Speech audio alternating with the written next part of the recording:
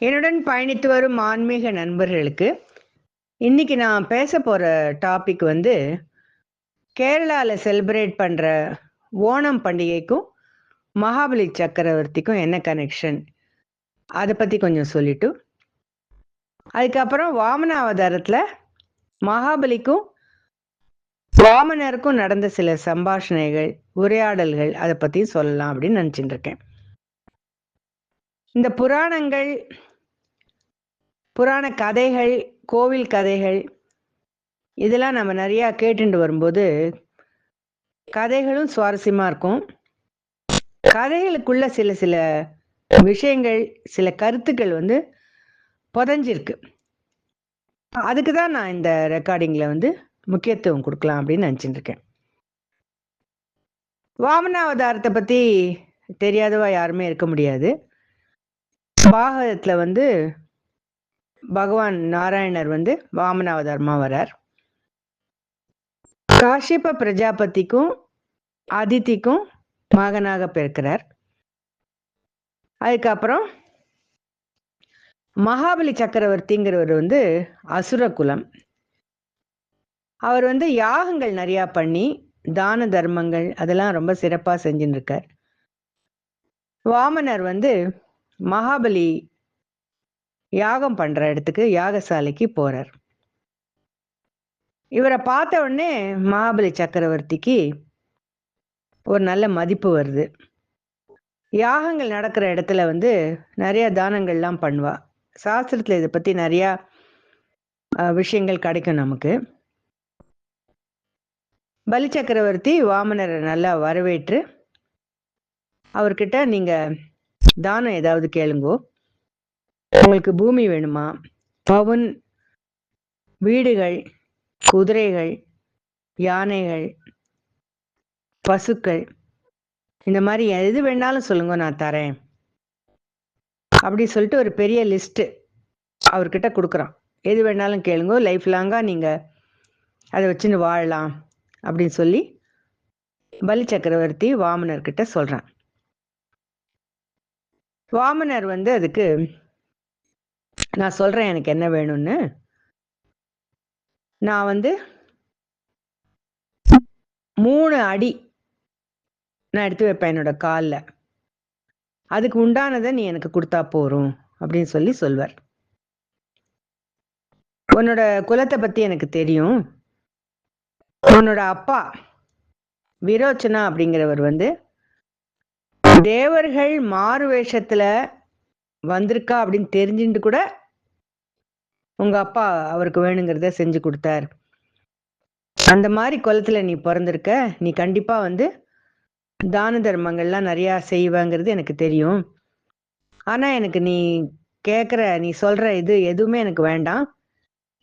நான் 3 அடி எடுத்து வைப்பேன், அந்த 3 அடிக்கு உண்டானதை நீ எனக்கு கொடுத்துரு போறோம் அப்படின்னு சொல்கிறார். உடனே பலி சக்கரவர்த்தி சொல்வார், இன்னொரு தடவை யோசிச்சு சொல்லு, நான் இவ்வளோ தரேன்னு சொல்கிறேன்னு நீ ஏன் இவ்வளோ கம்மியாக கேட்குற, இன்னும் நிறையா கேளேன் அப்படின்னு சொல்லிட்டு இவா 2 பேருக்குள்ள இந்த மாதிரி ஒரு உரையாடல் நடக்கும். அதில் வந்து வாமனர் சொல்கிற பதில் தான் ரொம்ப கவனிக்கப்பட வேண்டிய விஷயம். ஒரு 3 அடிக்கு உண்டான ஒரு விஷயத்த அதை கிடைக்கும்போது அதில் வர திருப்திப்படாதவன், அதில் வரக்கூடிய விஷயத்தை திருப்திப்படாதவன் எதுலேயுமே திருப்திப்பட மாட்டான். அதனால மன நிறைவுங்கிறது ரொம்ப முக்கியம். வாழ்க்கை வாழறதுக்கு மன அமைதி, அதாவது கண்டென்மெண்ட், அதை பற்றி இந்த இடத்துல சொல்றார். வாமனர் வந்து பலி சக்கரவர்த்திட்ட சொல்றார். உடனே பலி சக்கரவர்த்தி, சரி உங்களோட விருப்பம் அவ்வளவானாக்கா நான் வந்து அதை தரேன் அப்படின்னு சொல்லிட்டு சொல்றான், வாக்கு கொடுத்துட்றான். அந்த டயத்தில் அசுர குலத்துக்கு குரு வந்து சுக்கராச்சாரியார். சுக்கராச்சாரியார் வந்து பலி சக்கரவர்த்தியோட பேசுவார். நீ வந்து அவரோட உருவத்தை பார்த்து தப்பு எடை போடாத, வந்திருக்கிறது வந்து சாட்சாத் நாராயணன். அவர் வந்து தேவர்களை ரட்சிக்கிறதுக்காகவும் நம்மளை வந்து குலத்தோட அழிக்கிறதுக்காகவும் இந்த உருவம் எடுத்துட்டு வந்திருக்கார். அவர் என்ன செய்வார் இப்ப தெரியுமா உனக்கு?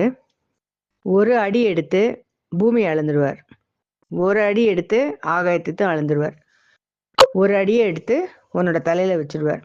நீ வந்து கம்ப்ளீட்டா அழிஞ்சு போயிடுவ அப்படின்னு முன்கூட்டியே வந்து சுக்கராச்சாரியார் வந்து பலி சக்கரவர்த்திக்கு இந்த விஷயத்தெல்லாம் சொல்றார். அப்ப பலி சக்கரவர்த்தி என்ன பதில் சொல்றார் அப்படின்னா, நான் என்னோட குலத்தை வந்து ரொம்ப உயர்ந்த குலமா கருதுறேன். அவ அழிஞ்சு போனா கூட பரவாயில்ல, இன்னொருத்தருக்கு கொடுக்கறது தான் வசந்த வாழ்க்கை அப்படின்னு வாழ்ந்த குலத்துல நான் பிறந்திருக்கேன். எனக்கு வந்து ததீச்சி மாதிரியும் சிபி சக்கரவர்த்தி மாதிரியும் வாழணும்னு தான் ஆசை. அதோட இல்லாம நீங்க சொல்ற மாதிரி பகவான் நாராயணரே தான் வந்திருக்காருன்னே வச்சுக்கலாம்.